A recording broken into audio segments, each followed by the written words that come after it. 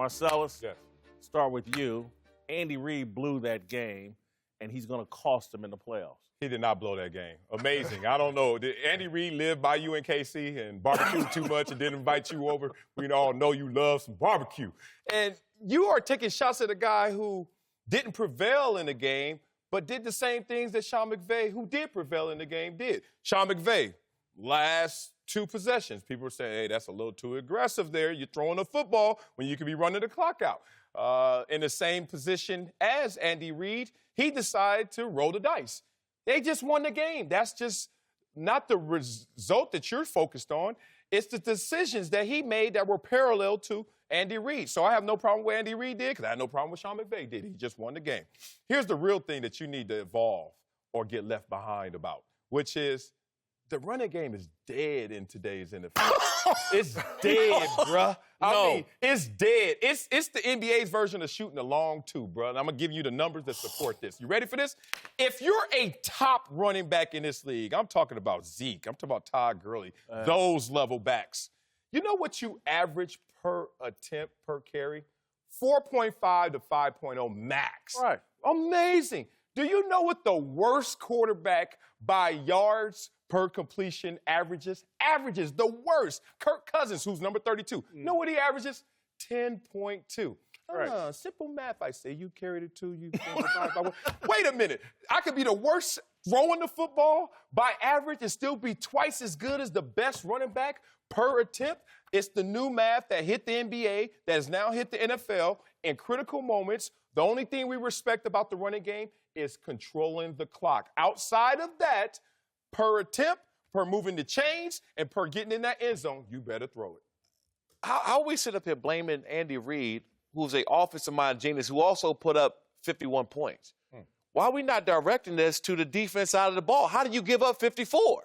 Because you got bad personnel. And you need to run the ball to protect I can them. find 10 people on the street right now that won't give up 54 points, period. It's the defensive coordinator. They had a problem this whole entire season with that. If you got an offense, right, if you got an offense as explosive as the Kansas City Chiefs, as a defense, you should say, you know what? If we score 28 points a game, we should win every single game. If your defense is average. If your defense is average, you say, if we only give up 28 points, knowing that our offense is scoring 30-plus points a game, we should win most of our games.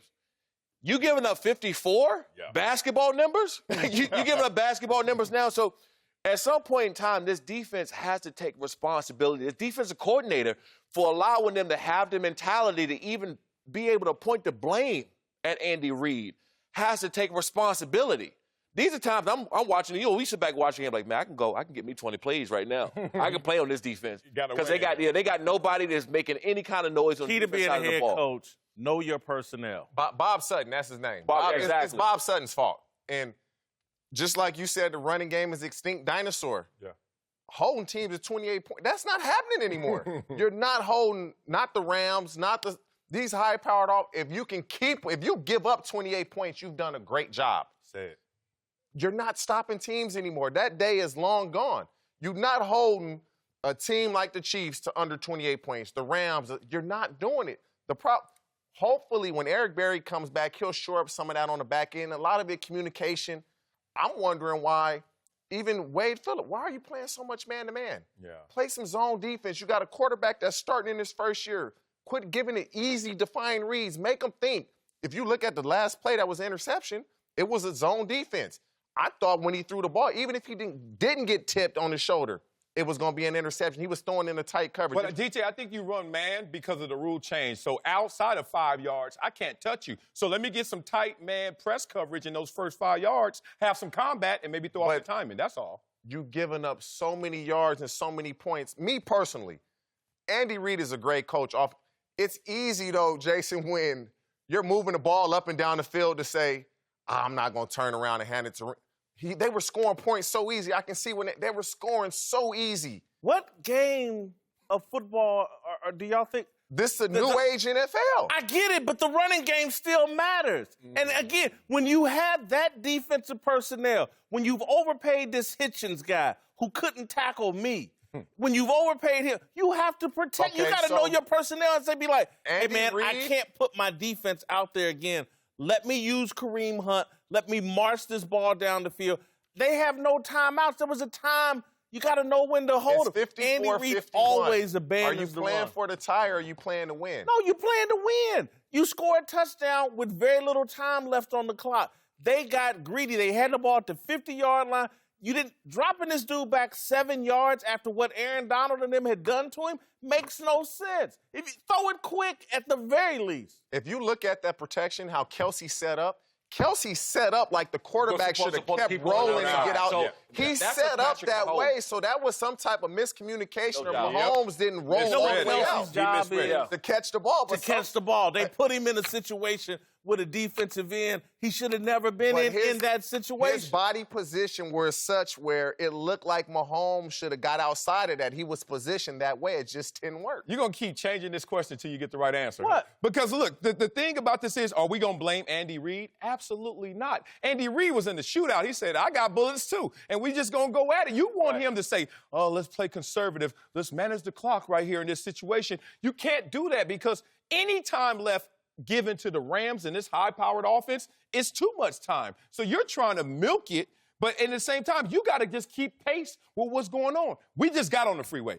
That's the flow of traffic. It's the fast lane. You got to merge with that traffic and go as fast as it, and that's how they kept pace with the Rams. If I'm driving a Prius and the other guy's driving a Maserati, I'm not going to try to go as fast as that guy. I'm going to change. Hold on. Calling them the Prius? I mean, what offense is the Prius? Their defense is a Prius, and it needed protection. They needed AAA? They needed protection. I can't believe y'all can't see this. Andy Reid and clock management and managing the game and abandoning the run has been his issue going all the way back to Philadelphia. He's the anti-Marty Schottenheimer. Marty Schottenheimer ran the ball too much. Right. Andy Reid passes the ball too much.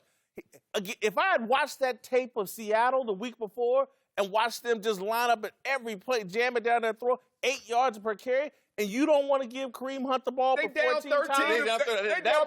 If they ran the ball, that wouldn't have got it done for. They had the lead late. Hey, you know what, though? It's hard.